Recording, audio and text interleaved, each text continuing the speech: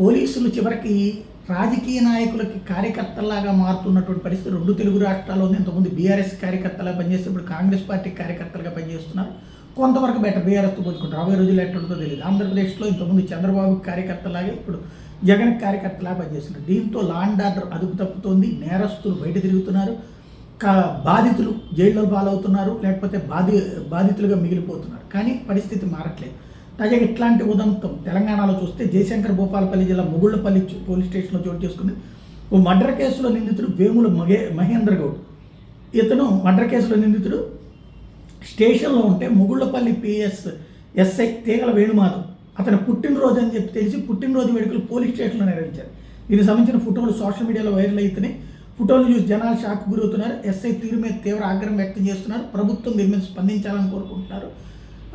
ఎవరైతే రేవంత్ సర్కార్ దీని మీద స్పందిస్తుందా లేదా, డీజీపీ స్పందిస్తారా లేదా అని వెయిట్ చేస్తున్నారు.